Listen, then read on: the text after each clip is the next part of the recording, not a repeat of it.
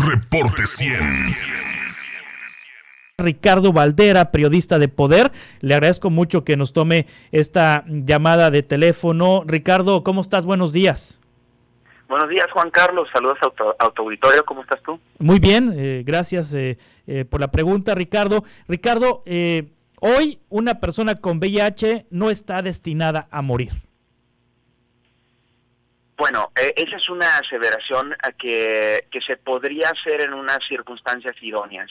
Es decir, si el medicamento antirretroviral al que está sometido genera una buena adhesión al cuerpo de la persona y las autoridades cumplen con el artículo constitucional del acceso a la salud, justo es lo que nosotros encontramos. En nuestro análisis, nosotros medimos el tamaño del problema y tan solo 1.3 millones de 21 millones o de 2.1 millón de personas que están diagnosticadas como seropositivas tienen acceso a este tratamiento, es decir, que hay desabasto. Este desabasto continúa siendo una sentencia de muerte y es derivado por las contrataciones públicas ineficientes, por miedo, por falta de pruebas. Y bueno, uno de los objetivos principales de esta investigación era identificar qué era lo que ocurría en contexto de COVID-19 con las personas que presentaban comorbilidades por vivir con VIH. Sí. Entre otras cosas que encontrábamos nosotros es que evidentemente el combate contra la COVID, la pandemia del COVID, ha hecho que los gobiernos se desfortalezcan para atender a otras enfermedades como es el cáncer y evidentemente con el VIH. Sí, es decir, en estos 5 o 6 meses de pandemia en nuestro país se ha descuidado a los pacientes con VIH por parte de las instituciones de salud, han dejado de proporcionarles los medicamentos, han dejado de hacerles las pruebas para detectar la carga viral. ¿Qué es lo que está pasando con las personas con VIH en este momento en México en el contexto del COVID-19? Bueno, no solo en México, sino en toda la región. Lo que nosotros encontramos es efectivamente lo que mencionas. Faltan pruebas para determinar la carga viral, es decir, el conteo de células CD4. Faltan medicamentos. Cuando la Organización Mundial de la Salud pide a las naciones que el tratamiento que se le entrega a las personas con VIH sea de 3 meses o más, México durante la pandemia, al igual que Bolivia o por ejemplo Perú, empezaron a entregar dosis únicamente por 1 mes. ¿Qué ocurría con esto? Las personas que viven con VIH tenían que exponerse doblemente, es decir, si tú tenías tratamiento para 3 meses en tu trabajo, tú únicamente tenías que pedir chance para salir una vez cada tiempo. Ahora ellos tenían que arriesgarse en camiones a contraer la enfermedad de COVID, llegar muchas veces a clínica COVID, como ocurrió en la Ciudad de México, en la clínica Tlatelolco, que después le hicieron clínica COVID, pero también atendía este tipo de comorbilidades, y entonces estaban personas muy vulnerables, solicitando muchas más veces de las requeridas el medicamento que por tratados internacionales debía haber sido entregado. ¿Qué desató esto? Pues desabasto. ¿Cómo funciona las redes de apoyo del VIH? Las personas diagnosticadas, una vez que asumen este diagnóstico, que tuvieron contacto con el virus, se alían entre ellas.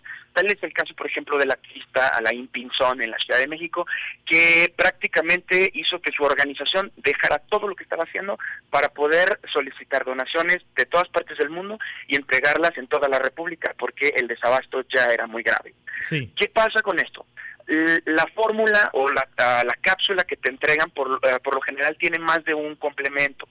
Si el complemento se termina, porque imagínate que perdiste una pastilla o cualquier accidente que puedas tener, que sería inocente pensar que esto no puede ocurrir, pues tu tratamiento falla. Y si tu tratamiento falla, tus células se acostumbran y generan inmunidad al tratamiento, por lo que hay que hacer un nuevo diagnóstico para ver qué nuevo medicamento puede atender la mutación del virus que probablemente haya generado este desabasto, lo cual es catastrófico en muchos niveles. En el más simple es significa más dinero público, porque los tratamientos de primera línea son más caros, y los más graves es que la persona puede morir en el proceso. Sí, es decir, no se puede retrasar el suministro de medicamentos a personas con VIH porque luego sale peor para la salud y para las finanzas públicas. En este momento, en este mes de septiembre, si una persona con VIH va por sus medicamentos, ¿hay en las farmacias del ISSSTE, de los ISSSTEs estatales, en las farmacias del Seguro Social, en el INSABI, en los centros de salud, hay medicamentos? El problema es que no hay un registro federal de este medicamento, entonces las personas que viven con el virus no saben a dónde acudir. Hay unas, digamos, oficinas que se llaman el Capacit, en donde tú puedes ir como usuario de cualquier servicio de seguridad social pública a acceder a estos medicamentos, pero esto es una vez que ya te hacen tu prueba serológica y resulta cero positivo y no pasa absolutamente nada porque tienen un plan médico. Lo que sí va a ocurrir es que el medicamento no te lo van a entregar por 3 meses y muy probablemente te enfermes de COVID.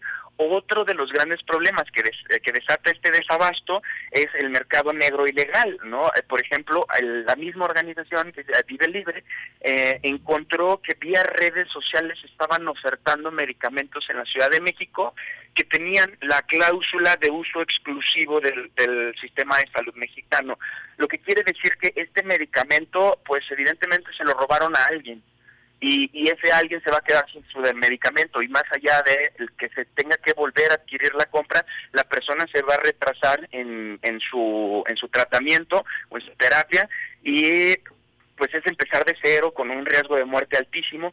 Es exactamente igual a lo que ocurre con las personas que viven con cáncer, que si tú suspendes de la quimioterapia, muy probablemente la persona tenga una recaída.